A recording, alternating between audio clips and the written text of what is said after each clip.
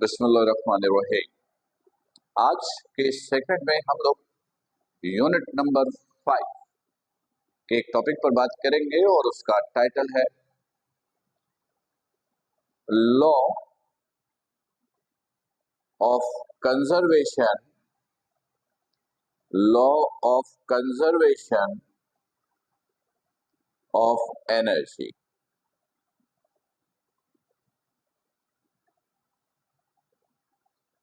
आज के इस सेगमेंट में हम लोग इस टॉपिक पर बात करेंगे।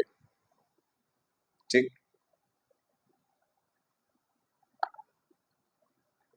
सुनिएगा और समझिएगा। लेकिन लॉ का स्टेटमेंट बड़ा आसान सा है। एनर्जी में convert one form to another form but not be destroyed or neither be created. Energy may convert one form to another form but not be destroyed or neither be created. ये है law of conservation of energy का statement.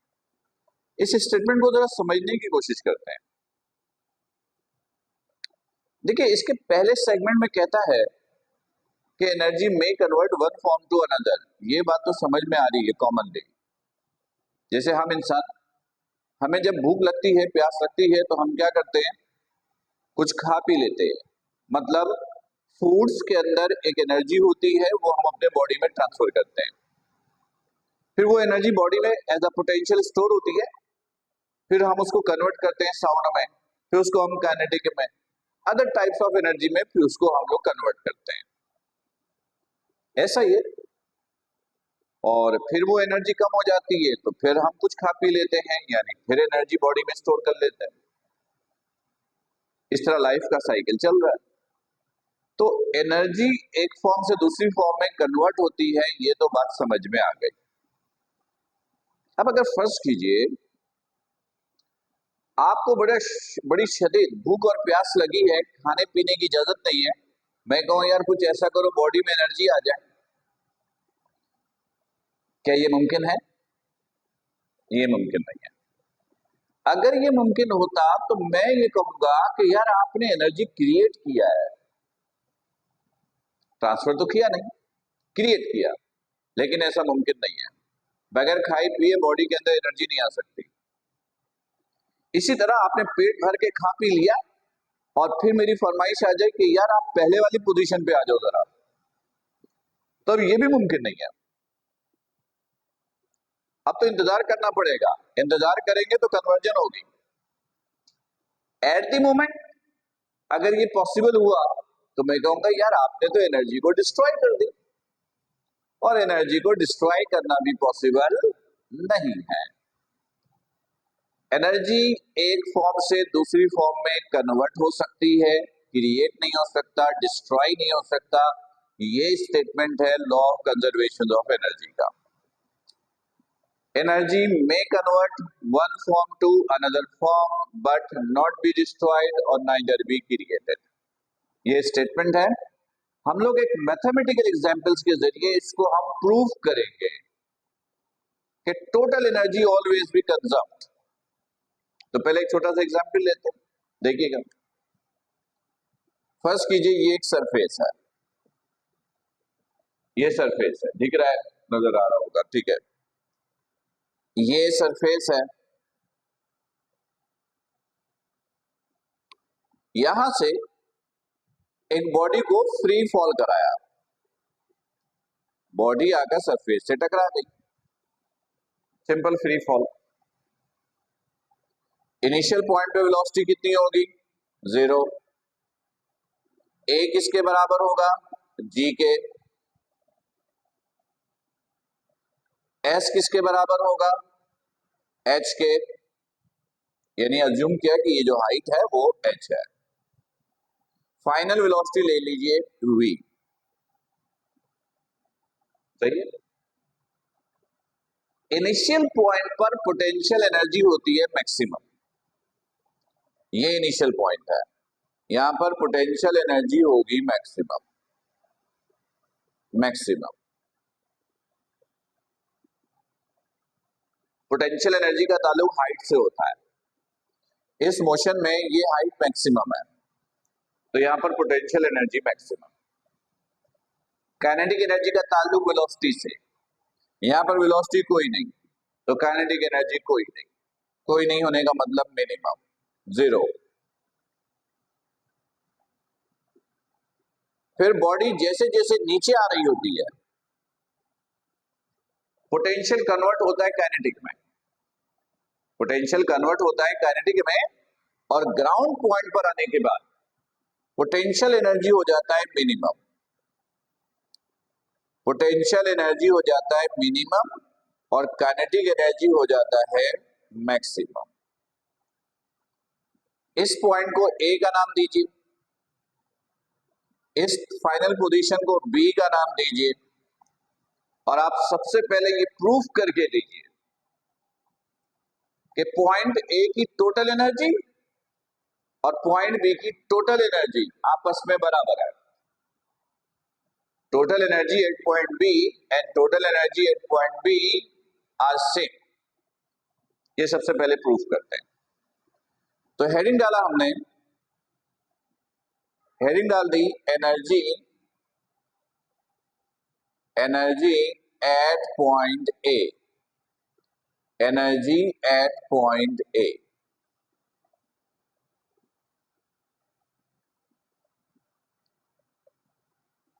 किसी भी point पर energy कैसे निकालते हो? बड़ा सिंपल सा रूल है, सारी एनर्जी को ऐड कर दोगे। तो पॉइंट ए पर दो तरह की एनर्जी है, काइनेटिक और पोटेंशियल। तो टोटल एनर्जी निकालने के लिए उन दोनों को क्या कीजिएगा? ऐड कर दीजिएगा। ऐड कर दिया हमने। Energy at point A is equal to K E plus P E. Value put कीजिए। K E at point A is minimum, minimum का मतलब zero. Potential energy maximum, value तो नहीं मालूम, लेकिन याद रखिएगा अगर कोई वैल्यू मैक्सिमम है तो हम उसकी जगह हमेशा उसका फॉर्मूला यूज करते हैं। फॉर्मूला हमेशा मैक्सिमम वैल्यू के लिए ड्राइव हुआ होता है। फॉर्मूला हमेशा मैक्सिमम वैल्यू के लिए ड्राइव होता है। तो पोटेंशियल एनर्जी मैक्सिमम, तो पोटेंशियल एनर्जी का फॉर्मूला है mgh, तो आपने यूज किया mgh। ठीक, दोनों को ऐड किया तो पॉइंट ए की टोटल एनर्जी निकल गई mgh। चलो ये बात तो समझ में आ गई। अब पॉइंट बी की टोटल एनर्जी निकालें। हेडिंग डाल दिया energy at point B, energy at point B, energy at point B. इस पॉइंट पर भी टोटल एनर्जी निकालने के लिए क्या कीजिए? दोनों एनर्जी को ऐड कीजिए, काइनेटिक प्लस पोटेंशियल। ऐड कर दिया। Energy at point B is equal to K E plus P E. Value put कीजिए।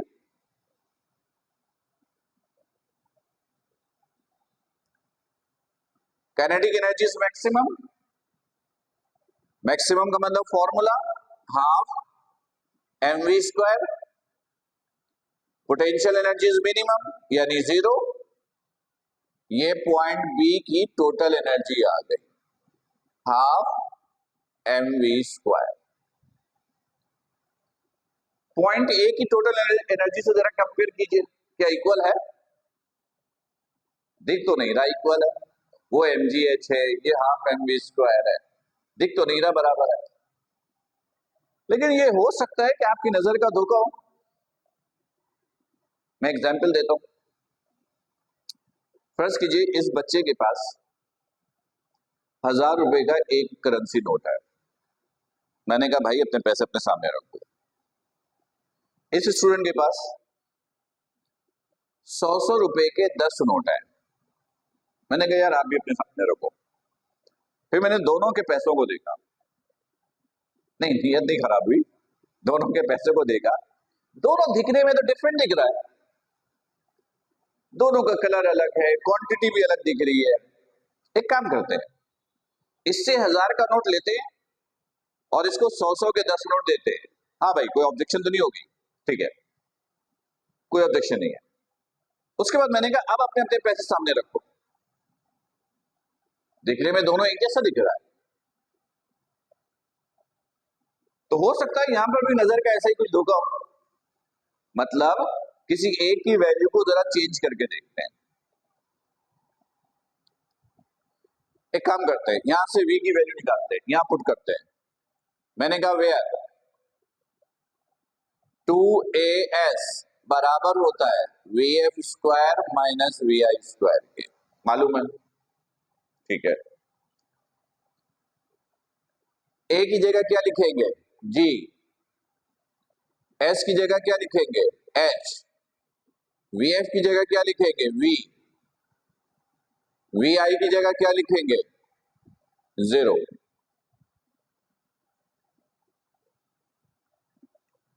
तो v स्क्वायर किसके बराबर हुआ?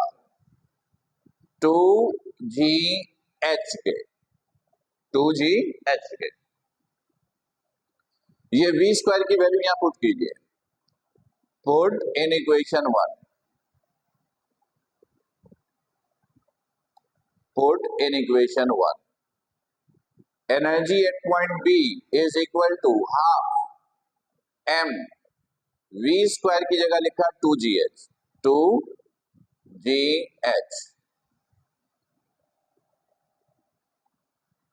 2 से 2 कैंसिल, तो एनर्जी एट पॉइंट बी ये बराबर हो गया ngh। ये पॉइंट बी की एनर्जी। अब जरा पॉइंट ए से कंपेयर कीजिए, तो देखिए बराबर है। एनर्जी एक फॉर्म से दूसरी फॉर्म में कन्वर्ट हुई है, लेकिन टोटल एनर्जी क्या दिख रहा है? सेम। टोटल एनर्जी क्या है? सेम। चले, ये तो आपने प्रूफ कर दिया कि मोशंस के दौरान टोटल एनर्जी सेम है। लेकिन ये आपने प्रूफ किधर किया? इनिशियल और फाइनल पे। हो सकता है मोशंस के दरमियान में कहीं पर एनर्जी वेरी कर जाता हो। मोशंस के दरमियान में कहीं पे एनर्जी वेरी करता हो, तो एक काम कीजिए, अब मोशंस के दरमियान में भी किसी एक पॉइंट पर एनर्जी कैलकुलेट कीजिए। अगर वहां पर भी mgh मिल जाए तो मैं कहूंगा throughout the motion energy constant है। चलिए फिर ये काम कीजिए। फर्स्ट कीजिए, this is point C. This is point C. यहां से यहां तक की हाइट ये हाइट, ये ले लीजिए x। क्या ले लीजिए? x। तो ये रिमेनिंग हाइट कितनी बच जाएगी? ये रह जाएगा h माइनस एक्स। सही है, h माइनस एक्स। अच्छा, एनर्जी मैक्सिमम या मिनिमम से इनिशियल और फाइनल पे होता है, दरमियान में कहीं पर कोई मैक्सिमम नहीं, कोई मिनिमम नहीं। तो पॉइंट सी पर आपको एनर्जी कैलकुलेट करनी होगी, तो करते हैं कैलकुलेट। देखिएगा, आपने लिखा energy at point A. Energy at point ए,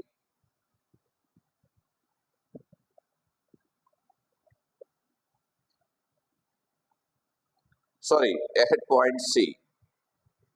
तो पॉइंट सी पर भी एनर्जी वैसी निकालिएगा, काइनेटिक और पोटेंशियल को प्लस कीजिएगा। काइनेटिक और पोटेंशियल को प्लस कीजिएगा। ठीक है, अब देखिएगा, energy at point C is equal to K. अब के मैक्सिमम या मिनिमम तो है नहीं, तो के कैलकुलेट करने का formula half m v square. इस फॉर्मूले में हाफ एम का ताल्लुक तो किसी पॉइंट से नहीं है, ये तो कांस्टेंट रहेगा हर जगह। तो half m as it is v square, v different position पे different.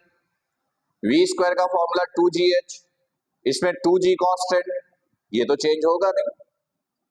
h height, height different position पे डिफरेंट होती है, तो पॉइंट सी पर हाइट कौन सी है? बताए तो दो हाइट दिख रही है, x और h माइनस एक्स। इस्तेमाल कौन सी करनी है? सुनिए, आप निकाल लो काइनेटिक एनर्जी, तो आपको सोचना है काइनेटिक एनर्जी इंक्रीज कब होती है। ऊपर से नीचे आने में काइनेटिक एनर्जी इंक्रीज होती है या नीचे से ऊपर जाने में? अगर ऊपर से नीचे आने में इस्तेमाल होती है तो ऊपर से नीचे वाली हाइट लेंगे। जैसे for example kinetic energy increase होती है कब? जब बॉडी ऊपर से नीचे आती है, वेलोसिटी बढ़ता है, काइनेटिक एनर्जी बढ़ती है। तो ऊपर से नीचे आइए, जहां पे कैलकुलेट करना है वहां पे रुकिए, देखिए वो हाइट कितनी है, x। तो काइनेटिक एनर्जी के लिए हाइट इस्तेमाल होगी x, और पोटेंशियल एनर्जी के लिए, पोटेंशियल एनर्जी कब इंक्रीज होती है? जब बॉडी नीचे से ऊपर जाता है। तो हाइट कौन सी लेंगे? नीचे से ऊपर जाने वाली, यानी कि h माइनस एक्स। तो ये हो गया x plus potential energy mg, height कौन सी लेंगे? h minus x. क्लियर? 2 से 2 cancel, energy at point C is equal to रह गया mgx, mgx, यहां bracket open, mgh minus mgx, right? mgx से mgx कैंसिल, क्या रह गया? mgh। सही है? तो इसका मतलब ये हुआ कि एनर्जी एट पॉइंट ए बराबर है एनर्जी एट पॉइंट बी बराबर है energy at point C. It means that energy throughout the motion वो क्या है? कांस्टेंट है। और law of conservation of energy यही कहता है, in any situation energy always be conserved, energy never be destroyed, never be create. Means energy only convert one form to another, total energy remains constant। तो ये हो गया proof. इस statement को कहेंगे which is known as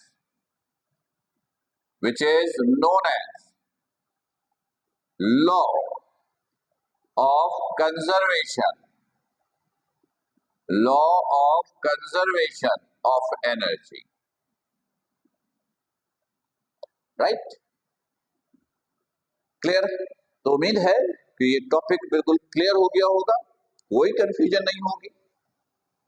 आप multiple time देखिए, फिर भी कंफ्यूजन हो तो आप मुझसे पूछिएगा। स्टूडेंट्स, मेरी एक एडवाइस याद रखिए कि जब आप कोई लेक्चर देख रहे होते हो ना, तो कोशिश कीजिए कि मोबाइल पे लेक्चर देखने के बजाय लैपटॉप पर देखें या स्मार्ट टीवी पर देखें। उससे क्या होता है, स्क्रीन बड़ी होती है, आपका विजन बड़ा अच्छा होगा, मेरा और आपका आई कांटेक्ट वहां पर अच्छा होगा, और आप लेक्चर को और अच्छे तरीके से समझोगे। फिर भी कोई प्रॉब्लम हो तो आप मुझसे डिस्कस कर सकते हैं। अपना बहुत ख्याल रखिएगा। अस्सलाम वालेकुम।